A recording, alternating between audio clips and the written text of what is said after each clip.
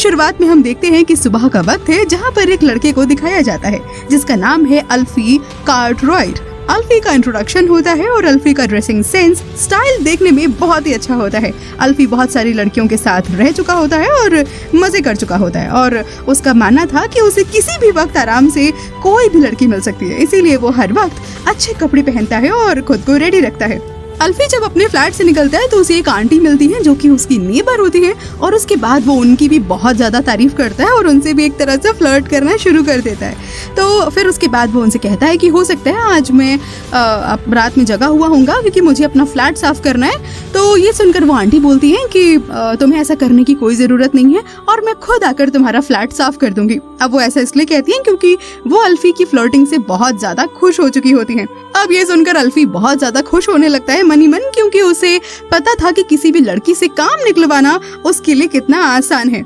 इसके बाद अल्फी एक कैब ड्राइवर होता है और कुछ दिनों के बाद वो न्यूयॉर्क चला जाता है और वो बताता है कि उसे जिंदगी से ज्यादा कुछ नहीं चाहिए, उसे बस खाना मिल जाए और रोज एक नई लड़की जिसके साथ वो रात गुजार सके। आज रात भी वो अपनी कैब में एक मैरिड लड़की के साथ इंटीमेट हो जाता है जिसका नाम डोरी है और वो उसे कुछ दिनों से लगातार मिल रहा होता है। डोरी का दरअसल अपने हस्बैंड के साथ कुछ फिजिकल रिलेशन सही चल नहीं रहा होता है, इसीलिए अल्फी का बस ये मानना था कि वो बस उसकी हेल्प कर रहा है। लेकिन डोरी अल्फी के साथ अपने अफेयर को नेक्स्ट स्टेप पर ले जाने की सोचती है। तभी अल्फी को इस बात का अंदाजा हो जाता है और वो डोरी से धीरे धीरे दूरी बनाने की कोशिश करने लगता है। जब डोरी उसे नेक्स्ट वीक मिलने को बोलती है तो अल्फी उसे मना कर देता है और कहता है कि वो बहुत ज्यादा बिजी रहने वाला है, इसीलिए वो उससे नहीं मिल पाएगा और आज के बाद वो उसे कभी भी कॉल या मैसेज ना करे। अब आगे सीन में हम देखते हैं कि बहुत रात हो चुकी होती है और अल्फी खुद से कहता है कि उसके पास दो रास्ते हैं। पहला, चाहे तो वो घर जा सकता है और नहीं तो वो अपनी गर्लफ्रेंड जूली के पास जा सकता है और वो दूसरा रास्ता चुन लेता है। अल्फी जूली के घर पहुंचता है। वहीं जूली अल्फी को देखकर बहुत ज्यादा खुश होने लगती है और उसके साथ इंटीमेट होने को बोलती है, लेकिन तुरंत ही अल्फी मना कर देता है और बोलता है कि आज उसका मूड ठीक नहीं है। और ये सुनकर जूली को थोड़ा शक होता है और वो तभी उससे पूछने लगती है कि वो कहाँ से आ रहा है, लेकिन तभी अल्फी उसे सच नहीं बताता है और जूली अल्फी के से कमिटमेंट करना चाहती थी, लेकिन अल्फी अभी इन सबसे दूर रहना चाहता था क्योंकि उसे लगता था कि कमिटमेंट के बाद उसे अपनी गर्लफ्रेंड की उंगलियों पर नाचना पड़ेगा। लेकिन तभी जूली जो होती है वो अल्फी को आई लव यू कहती है, लेकिन जवाब में अल्फी उसे बस थैंक यू कहता है और ये सुनकर वो बहुत ज्यादा नाराज हो जाती है और वो गुस्से में चिल्लाकर जोर जोर से कहने लगती है कि वो उस टाइप की लड़की नहीं है जो बस टाइम पास करे और जैसा अल्फी शायद उसे सोच रहा होता है। जूली का तभी एक छोटा सा बेटा भी होता है जो कि जूली की तेज आवाज सुनकर बहुत ज्यादा घबरा जाता है और अल्फी ये देखकर बस उस बच्चे को अपनी गोद में ले लेता है और फिर थोड़ी देर के बाद अल्फी वहाँ से चला जाता है। इसके बाद अगले दिन वो काम पर जाता है तो वहाँ पर अपने दोस्त मैरलॉन से मिलता है जो बहुत उदास होता है। अल्फी के पूछने पर वो उसे बताता है कि उसका उसकी गर्लफ्रेंड से ब्रेकअप हो गया है और उसने उसे सुबह 3 बजे तक मनाया, लेकिन वो नहीं मानी और चली गई। अब मैरलॉन और उसकी गर्लफ्रेंड अलग हो चुके होते हैं, लेकिन मैरलॉन को उसकी बहुत याद आ रही होती है क्योंकि मैरलॉन उसे बहुत प्यार करता था। लेकिन वो अल्फी को देखता है कि लोग शादी के बाद भी लड़ ही रहे हैं, जैसे कि उसका बॉस और उसकी वाइफ। तभी एक दिन मैरलॉन अपनी गर्लफ्रेंड लॉनेटी से माफी मांगने के लिए अल्फी को साथ चलने के लिए बोलता है और कहता है कि वो उसे मनाने की कोशिश भी करे। लॉनेटी दरअसल एक बार में काम करती होती है और तभी एक रात मैरलॉन अल्फी के साथ जाता है, लेकिन तब भी लॉनेटी कोई बात नहीं मानती है। अल्फी वहाँ से अपनी गर्लफ्रेंड जूली के पास चला जाता है और जूली अल्फी से बहुत ज्यादा गुस्सा होती है क्योंकि वो अल्फी के बारे में सब कुछ जान गई होती है और इसलिए जूली उसके घर में उसे नहीं आने देती है। अब रात वाकई बहुत हो चुकी होती है और जूली के मना करने के बाद अल्फी जो होता है वो वापस से बार में चला जाता है जहाँ लॉनेटी थी और बार बंद होने की वजह से वो अब वहाँ पर सिर्फ लॉनेटी ही होती है और उन दोनों में तभी बातें होने लगती हैं। अल्फी उसे बताता है कि मैरलॉन उसे बहुत प्यार करता है तो उसे माफ करके उसे एक चांस तो देना ही चाहिए। बातें करते करते वो दोनों डांस करने लगते हैं, लेकिन तब भी अल्फी जो होता है उससे यही कहता है कि तुम्हें डांसर होना चाहिए था क्योंकि तुम वाकई बहुत अच्छा डांस करती हो। और इस दौरान वो बहुत पास आ जाते हैं और एक दूसरे को देखकर एक दूसरे के साथ इंटीमेट हो जाते हैं। अगली सुबह वो जब काम पे जाता है तो उसे एहसास होता है कि उसने कितना गलत था, उसे पीछे से आवाज देता है और लेकिन अल्फी जो होता है वो मैरलॉन से मुंह छिपाने लगता है। इतने में तभी मैरलॉन अल्फी से पूछता है कि आखिर कल रात को मेरे जाने के बाद ऐसा क्या हुआ था। ये सुनकर अल्फी और भी ज्यादा घबरा जाता है और इधर उधर देखने लगता है, लेकिन तभी मैरलॉन उसे बताता है कि लॉनेटी ने उसे माफ कर दिया है और उसके साथ वो रहने के लिए तैयार है, वो उसे एक चांस देना चाहती है और तो और वो उससे शादी भी करना चाहती है। अब ये सब सुन के अल्फी को अजीब तो लगता है, लेकिन फिर वो सोचता है कि उसकी वजह से ही ये सब कुछ पॉसिबल हो पाया है और कहीं ना कहीं उसी ने मैरलॉन की हेल्प की है। इसके बाद हम देखते हैं कि आज जूली के बेटे का बर्थडे होता है और वो देखता है कि जूली और उसका बेटा एक रेस्टोरेंट में होते हैं और वो सोचता है कि आज तो वो उसे मना ही लेगा और जूली भी उसे माफ कर देगी। लेकिन जैसे ही वो आगे बढ़ता है तो देखता है कि उन दोनों के साथ एक आदमी भी होता है और जूली उसके साथ बहुत खुश लग रही होती है और ये देखकर जो अल्फी होता है वो वहाँ से उस वक्त तो चला जाता है। इसके बाद वो रात का प्लान बनाता है और दो लड़कियों से मिलता है और उन दोनों को लेकर वो घर पहुंचता है और तभी उन तीनों में वो आपस में इंटीमेट होते हैं। लेकिन जो अल्फी होता है वो बहुत अच्छा परफॉर्म नहीं कर पाता है और तभी इसी तरह से पूरे हफ्ते तक चलता रहता है और पूरे हफ्ते ही वो बहुत सारी लड़कियों से मिलता है लेकिन वो किसी के साथ भी इंटीमेट होने में अच्छा परफॉर्म नहीं कर पा रहा होता है। और तभी इन सब चीजों से परेशान होकर वो एक डॉक्टर से मिलता है और डॉक्टर उसे पूछता है कि क्या तुम्हें कोई साइकोलॉजिकल प्रॉब्लम है या किसी ने तुमसे कुछ कहा है। तो एक्चुअली होता है ऐसा है कि एक दिन तभी जो अल्फी होता है वो जूली से माफी मांगने गया होता है उसके घर, लेकिन जूली अल्फी से कहती है कि अब उन दोनों के बीच कोई रिश्ता नहीं है क्योंकि वो कभी इस रिश्ते में सीरियस था ही नहीं। मगर अल्फी को जूली को इस तरह से अपनी जिंदगी से जाते हुए देखकर बहुत दुख हो रहा होता है और शायद इसी वजह से वो उन लड़कियों के साथ इंटीमेट नहीं हो पा रहा था। तभी जो डॉक्टर होते हैं वो अल्फी का प्राइवेट पार्ट चेक करते हैं और डॉक्टर कहते हैं कि उसे एक ट्यूमर है जो शायद कैंसर भी हो सकता है। और ये सुनकर जो अल्फी होता है बहुत ज्यादा घबरा जाता है और अपने घर चला जाता है।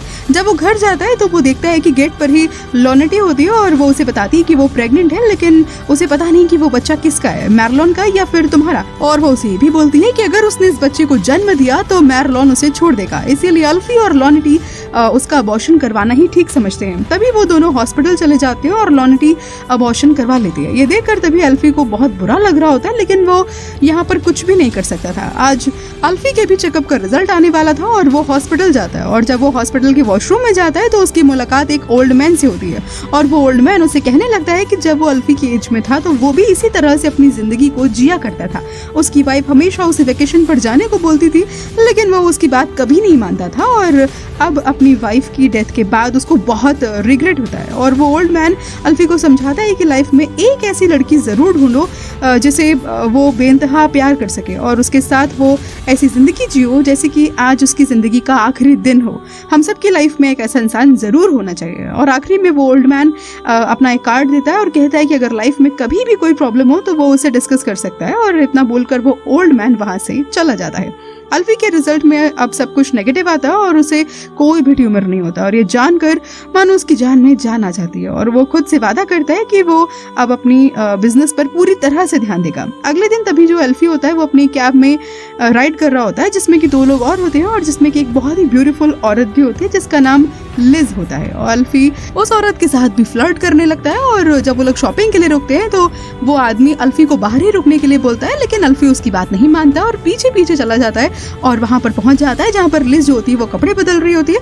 और तभी जो अल्फी होता है वो उसके कपड़ों पर अपना ओपिनियन देने लगता है और तभी उसे बातों ही बातों में पूछता है कि वो जो तुम्हारे साथ आदमी वो कौन है, क्या वो तुम्हारा हस्बैंड है।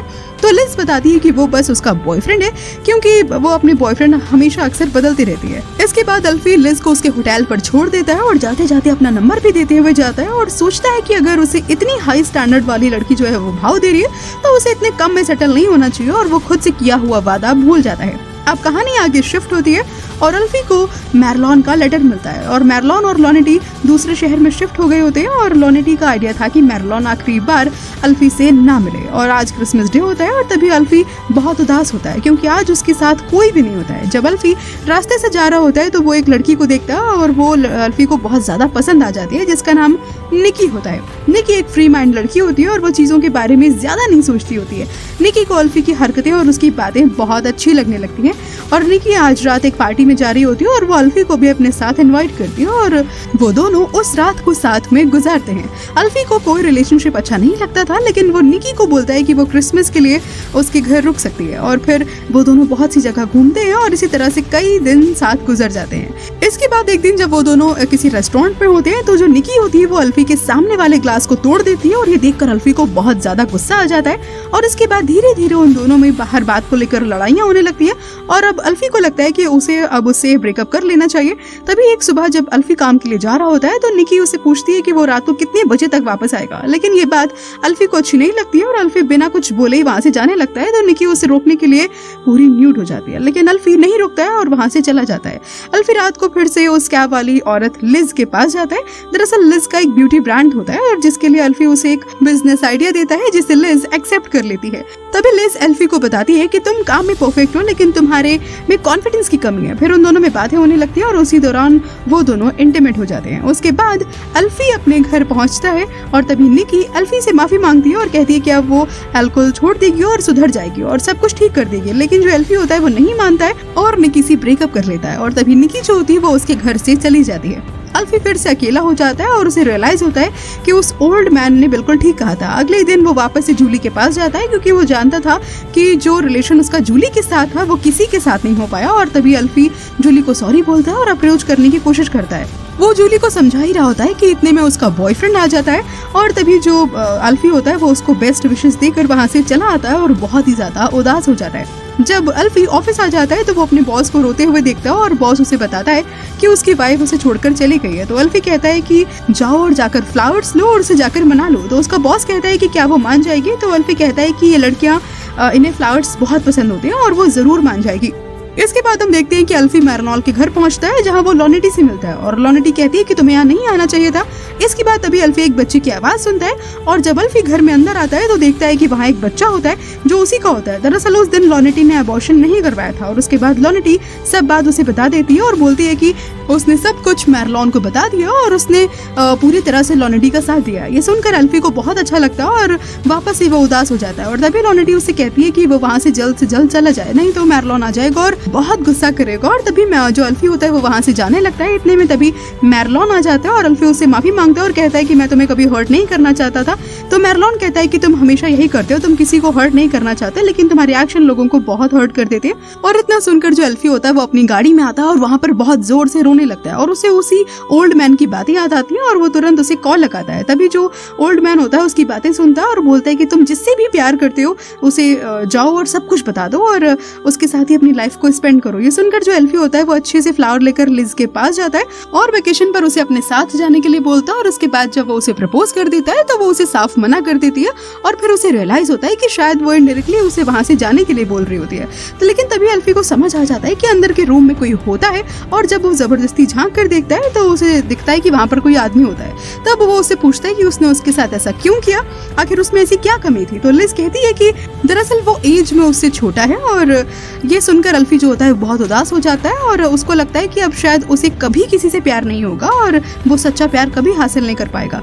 अल्फी जो होता है जब एक ब्रिज पर होता है तो वो वहाँ पर अपनी एक्स गर्लफ्रेंड डोरी से मिलता है और वो उसे माफी मांग लेता है और सब कुछ उसे एक्सप्लेन करने लगता है। तो डोरी उसे कहती है कि उसे किसी एक्सप्लेनेशन की कोई जरूरत नहीं है, बस तुम्हें पता होना चाहिए कि तुम अपनी लाइफ में क्या कर रहे हो और अगर तुम किसी से कुछ कह रहे हो तो क्यों कह रहे हो। और इसके बाद वो वहाँ से चली जाती है।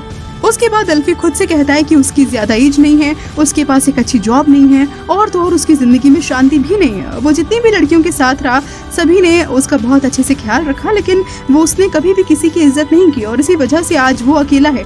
उसे अपनी की हुई हरकतों पर बहुत रिग्रेट होता है और वो खुद से वादा करता है कि आज के बाद वो अपनी जिंदगी को शांति से सिर्फ और सिर्फ एक रिलेशनशिप के साथ ही गुजारेगा। तो इसी मैसेज के साथ मूवी की एंडिंग हो जाती है। तो दोस्तों मैं उम्मीद करती हूँ कि आपको इस मूवी का एक्सप्लेनेशन बहुत अच्छा लगा होगा। अगर अच्छा लगा तो इस वीडियो को लाइक कीजिए, शेयर कीजिए और अपने दोस्तों के साथ शेयर भी कीजिए। मैं आपसे जल्दी मिलूंगी किसी और मूवी के एक्सप्लेनेशन के साथ। Till then take care.